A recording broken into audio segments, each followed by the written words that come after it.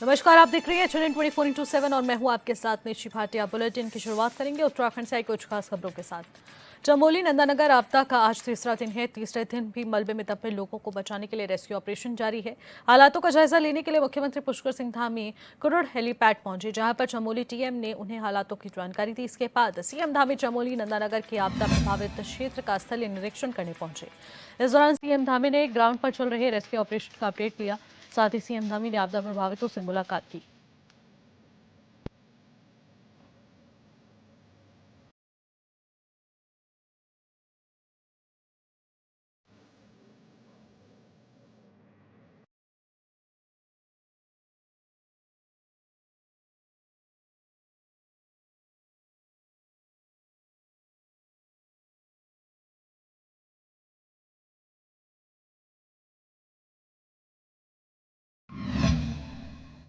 सीमांत पिथौरागढ़ में मानसून के साथ 2014 में हुए दुष्कर्म और हत्या के मामले में धामी सरकार सुप्रीम कोर्ट को रिव्यू पिटीशन दाखिल करेगी। कानून सलाहकारों के साथ इस चर्चा के बाद सरकार ने सुप्रीम कोर्ट में पुनर्विचार याचिका दायर करने का निर्णय लिया है। अब इसको लेकर बीजेपी प्रदेश अध्यक्ष महेंद्र भट्ट ने कहा कि मुख्यमंत्री ने पुनः याचिका दायर करने का यहाँ पर फैसला लिया है। इस तरीके से बताया जा रहा है कि घटनाएं जो भी होती हैं उस पर कड़ा एक्शन लिया जाएगा। माननीय मुख्यमंत्री जी पुनः याचिका दायर करने को उन्होंने कहा है। हम किसी प्रकार के जो इस प्रकार की घटनाएं होती हैं उसको हम कड़ाई से निपटना जानते हैं और सरकार ने उसको इस कदम में मुख्यमंत्री जी का आभार व्यक्त करता हूं कि उत्तराखंड देवभूमि के अंदर देवतुल्य बहनों का जो इस प्रकार के अपराध होंगे उन पर कड़ाई के साथ सजा देने का प्रावधान होगा।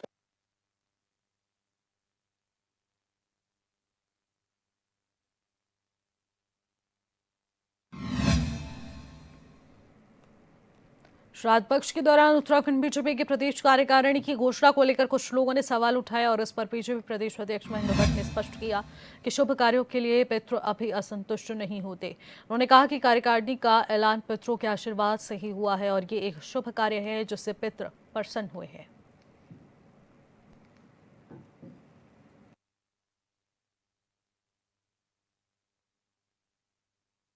पितरों का आशीर्वाद रहता है। पितरों के आशीर्वाद के तहत हम अपनी टीम को घोषित करते हैं और शुभ कार्य में कभी भी पितृ असंतुष्ट नहीं होते हैं। शुभ कार्यों के तहत हमने इस कार्य को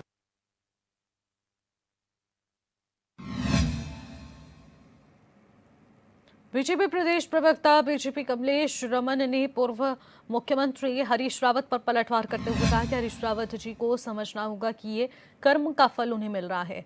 उन्होंने सत्ता के लालच और कुर्सी की भूख में जो कदम उठाए वो आज लौटकर सामने आ चुके हैं। रमन ने कहा कि जांच से डरने के बजाय रावत को सहयोग करने की जरूरत है, लेकिन वो हर बार चुनाव नजदीक आते ही संबंध जोड़ने और सुर्खियों में रहने के लिए बयानबाजी करते नजर आते हैं।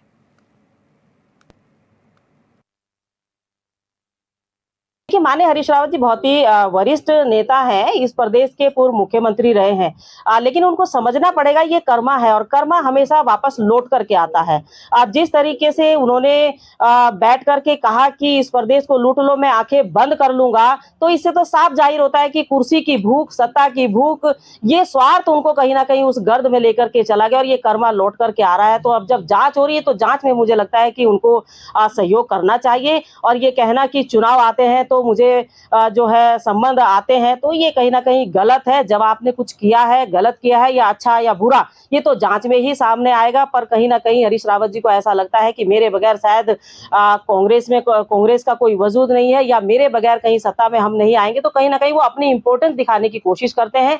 जबकि सत्य तो यह है कि कांग्रेस में ना ही तो अब उनको कोई पूछ रहा है, ना ही उनको जो है उनकी कोई बातों को मान रहा है। तो मुझे लगता है यही कहीं ना कहीं उनकी एक तड़प है सत्ता को लेकर के और इसीलिए आए बगाए वो इस तरह के बयान देकर के सुर्खियों में आना, हर बार कहीं ना कहीं सुर्खियों में आने के लिए इस तरह के बयान देते हैं। टिहरी जिले के लंब गांव क्षेत्र में युवक ने पुलिस पर गंभीर आरोप लगाकर सनसनी मचवा दी है। युवक का कहना है कि पुलिस चौकी में उसके साथ जानवरों जैसा व्यवहार किया गया। आरोप है कि पुलिसकर्मियों ने उसे निर्वस्त्र कर डंडों से पीटा, पानी मांगने पर थूका और जूते चटवा कर जबरन उसे पानी पिलवाया। इतना ही नहीं, युवक ने बताया कि अंकिता भंडारी हत्याकांड और केदार सिंह हत्या प्रकरण के खिलाफ आवाज उठाने की सजा के तौर पर उसके साथ ये सब हो रहा है। लंबगांव थाने में थानाध्यक्ष धर्मेंद्र रेतौला ने बताया है कि आरोपों को झूठा और निराधार उन्होंने साबित किया, लेकिन मामला गंभीर होने के चलते आईजी गढ़वाल राजीव स्वरूप ने जांच के आदेश दिए हैं।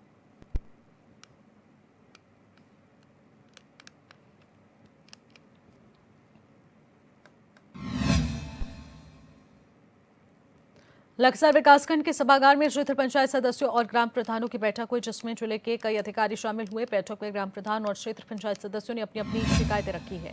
इस दौरान कई शिकायतें ऐसी भी आई जिनको लेकर ग्राम प्रधान और संबंधित अधिकारियों के बीच तीखी नोकझोंक देखने को मिली। इसके बाद मुख्य विकास अधिकारी आकांक्षा कोंडे हरिद्वार में कार्रवाई का आश्वासन देकर यहां मामले को शांत कराती नजर आई। ऐसा ही एक मामला लक्सर के मुंडाखेड़ा खुर्द गांव से आया है, जिसमें ग्राम प्रधान सहदेव ने पेयजल विभाग से अपने गांव में टंकी और पाइपलाइन नहीं बिछाए जाने का आरोप लगाया। पिछले 3 साल से औपचारिकताई हो रही है। आज सीडीओ मैडम के हमने सामने भी यही बात रखी है कि यहाँ पे जवाबदेही निर्धारित होनी चाहिए। अगर कोई सम्मानित सदस्य, सदन का सदस्य कोई बात कह रहा है तो उसकी बात को सही तरीके से लेके चलना चाहिए। नहीं, जो बैठक में बड़े अधिकारी हैं वो तो उनकी तो जिम्मेदारी है, वो तो कहेंगे ही कहेंगे, लेकिन मेरा मानना है कि जो छोटे तहसील स्तर के, ब्लॉक स्तर के अधिकारी हैं वो लापरवाही करते हैं। जी, राशन कार्ड की स्थिति ये है कि हम पिछले 3 साल से ग्राम प्रधान हैं। हमारा मानना ये है कि जो परिवार यानी जिनकी शादी होगी, उनका परिवार हो गया, परिवार रजिस्ट्री की नकल होगी, या जो विधवाएं महिलाएं हैं उनके राशन कार्ड बनने चाहिए। लेकिन अभी तक 3 साल में मेरे गांव में 1-2 को छोड़ के आज तक कोई राशन कार्ड नहीं बना है। जो पात्र लोग हैं वो है ही नहीं उनके उसमें, लेकिन जो अपात्र हैं वो राशन ले रहे हैं। और मेरे सामने तो ये भी, और भी कई प्रधानों की ये दिक्कत है कि लोग पैसे दे के वहां पे राशन डीलर के माध्यम से या डायरेक्ट वहां ऑफिस में पैसे देते हैं, 1,000-500 रुपए वो उनका गुलाबी कार्ड बना देते हैं, जो सुनने में आया है। प्रमुख महोदय की अध्यक्षता में आज और इसमें मुख्यतः जो मैं बताऊं, उसमें जल जीवन मिशन की बहुत सारी कंप्लेंट्स आई हैं। हमारे संबंधित विभाग से उनको बहुत कड़ाई से निर्देश दे दिए गए हैं। कहीं कहीं जो है जहाँ लीकेजेस की बहुत ज्यादा समस्याएं बताई गई है, पाइपलाइन नहीं बिछी है, कनेक्शन जो है वो घर तक नहीं पहुंचे हैं और सड़क जो है वो नहीं है। बारिश के कारण भी अभी जो काम है वो रुका हुआ था उनका। इसमें भी उनके द्वारा आश्वासन दिया गया है कि स्थिति जो है वो 30 सितंबर तक सुधार ली जाएगी। अगर 30 सितंबर तक नहीं सुधारी जाती है संबंधित विभाग के द्वारा, चाहे वो जल निगम हो या जल संस्थान हो, तो उनके विरुद्ध कार्रवाई की जाएगी। इसके अलावा जो हमारी आंगनबाड़ी में कुछ गांव है जहाँ पे आंगनबाड़ी सही टाइम पे ना खुलने और जन प्रमाण पत्र जो है ना जारी किए जाने की समस्याएं आ रही है, उसमें भी संबंधित सीडीपीओ को निर्देश दे दिया गया है। अगर कोई ऐसी व्यक्ति विशेष कंप्लेन है और अगर कोई आंगनबाड़ी कार्यकर्ता या फिर सहायता जो है वो काम नहीं कर रही हो, तो उनके विरुद्ध कार्रवाई की जाएगी। 11 साल पहले भारत में तकनीक को वैज्ञानिकों और बड़ी कंपनियों या शहरी वर्ग के लिए आरक्षित माना जाता था। डिजिटल इंडिया को लोगों के दैनिक जीवन की धड़कन बनाने वाले परिवर्तन केवल प्रधानमंत्री नरेंद्र मोदी के नेतृत्व में ही संभव हो पाया है। हमारे सीखने और काम करने के तरीके से लेकर हमारे बिलों का भुगतान करने या डॉक्टर्स से परामर्श करने के तरीके तक डिजिटल उपकरणों ने यहाँ पर दिनचर्या को सरल और रोजमर्रा के कार्यों से बदल कर रख दिया और जिन्हें कभी कठिन या फिर समय लेने वाला माना जाता था। इस डिजिटल यात्रा में वास्तविक परिवर्तन इस बात से निहित है कि तकनीक ने अंतिम छोर तक के लोगों के जीवन को कैसे छुआ है। ग्रामीण परिवारों तक वित्तीय सेवाएं पहुंचाना, शासन को पारदर्शी बनाना और यहाँ तक कि छोटे सपनों की बड़ी संभावनाओं को उसमें तब्दील करना। भारत न केवल डिजिटल युग के साथ तालमेल बिठा रहा है, बल्कि हर क्लिक, हर कनेक्शन और हर नवाचार के साथ कदम दर कदम इसे आकार दे रहा है। डिजिटल अर्थव्यवस्था ने 2022-23 में सकल घरेलू उत्पाद में 11.74% का योगदान दिया। 2024-25 तक 13.42% तक पहुंचने का अनुमान लगाया गया। आर्टिफिशियल इंटेलिजेंस, क्लाउड कंप्यूटिंग और डिजिटल बुनियादी ढांचे से संभव हुआ है कि डिजिटल अर्थव्यवस्था 2029-30 तक राष्ट्रीय आय में लगभग 5वां हिस्सा योगदान करने की उम्मीद है।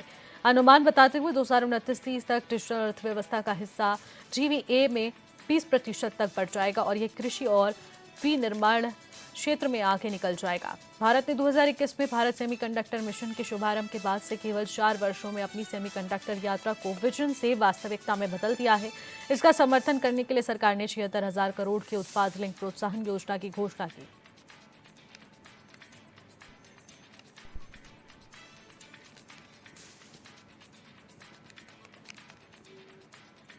तो भारत यूपीआई से 50% तक रियल टाइम यहाँ पर लेन देन कर रहा है। डिजिटल अर्थव्यवस्था ने 2022-23 में जीडीपी में 11.74% का योगदान दिया, जो कि बेहद बहुत ज़रूरी इस वक्त पाया जा रहा है।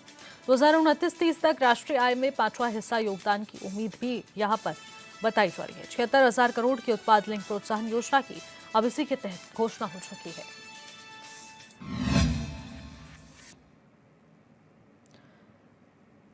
लोग करेंगे ग्रामीण क्षेत्रों में लंबे समय से जल भराव के चलते कई तरह की बीमारियां पनपने से मरीज सरकारी अस्पतालों की ओर रुख कर रहे हैं, तो इसे लेकर लक्सर स्वास्थ्य विभाग ने अपनी कमर कस ली है। आपको यह भी बता दें कि बरसात का पानी जगह जगह पर भरने से अब वायरल टाइफाइड बुखार समेत डेंगू के फैलने की आशंकाएं बढ़ने लगी हैं। हालांकि अभी तक स्वास्थ्य विभाग के अनुसार लक्सर क्षेत्र में डेंगू का एक भी मामला सामने नहीं आया, लेकिन अभी अस्पतालों में वायरल और टाइफाइड जैसे मरीजों का आंकड़ा लगातार बढ़ रहा है। ऐसे में स्वास्थ्य विभाग की ओर से अस्पतालों में मरीजों को पर्याप्त उपचार देने के लिए सभी इंतजाम कर दिए गए हैं।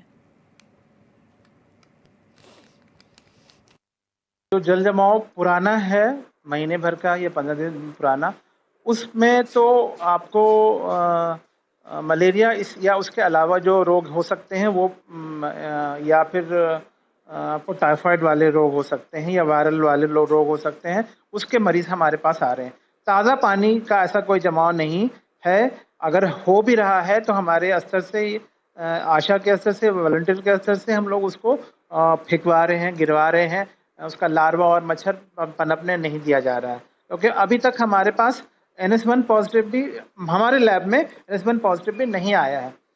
तो इसका बचाव और प्रचार प्रसार हम लोग करवा रहे हैं। जो हमारे पास पेशेंट आ रहे हैं वो ज़्यादातर वायरल इन्फेक्शन है या फिर चुनिंदा कुछ टाइफाइड के पेशेंट हैं।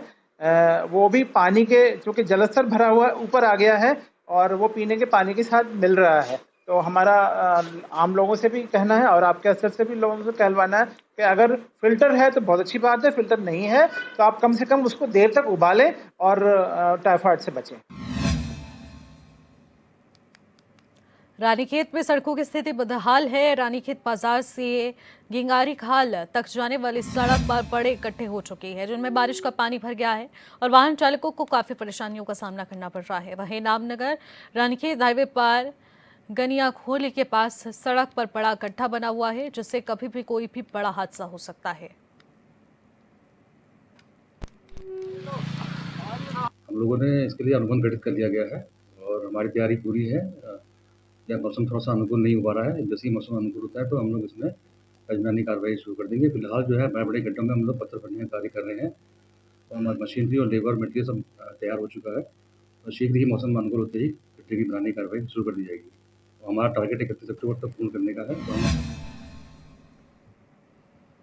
लोहाघाट महाविद्यालय में पिछले 36 दिनों से ABVP के बैनर तले छात्र छात्राओं की समस्याओं को लेकर आंदोलन चल रहा है, जिसका नेतृत्व ABVP के प्रदेश मीडिया संयोजक विवेक पुजारी, छात्र संघ अध्यक्ष ऋतिक टेक और कोषाध्यक्ष साहिल अधिकारी कर रहे हैं। शुक्रवार को छात्रों ने आक्रोश रैली निकालते हुए राष्ट्रीय राजमार्ग पर धरना दिया और जो कि देर शाम जिला अधिकारी चंपावत, मुख्यमंत्री प्रतिनिधि और बीजेपी जिला अध्यक्ष, प्रदेश मंत्री और ब्लॉक प्रमुख, पालिका अध्यक्ष समेत अन्य जनप्रतिनिधियां धरना स्थल पर पहुंचे हैं।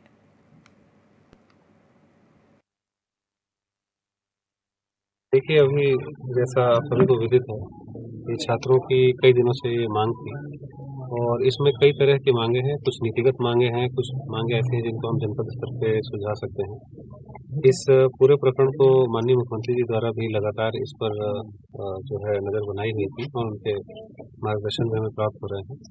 बच्चों के जो ग्रीवांस हैं वो जेन्युइन हैं, जो यहाँ पर हो सकते हैं वो मैं यहाँ पे कर दूँगा और जो नीतिगत हैं उस पर भी इनकी बातों को पूरी दृढ़ता से शासन स्तर तक जो है पहुँचाने का कार्य किया जाएगा और हम लोग आश्वस्त हैं कि इनके मांगों पे जो कार्य है, कार्रवाई है, वो सकारात्मक कार्रवाई शीघ्रता से ही हो जाएगी। जो बच्चों की जेन्युइन मांगे हैं विद्यालय के विकास के लिए, उनके लिए, और जो MA में सीट बढ़ाने की बात हो, अभी जो यहाँ के स्तर से हैं, हमारे जिलाधिकारी महोदय ने अभी बताया है वो यहाँ स्तर में मांगे हो जाएंगी और मैं CM साहब से बात करके, जैसा कि सभी संज्ञान में है CM साहब के भी, वो भी इस विषय को जल्दी ही पूरा करेंगे।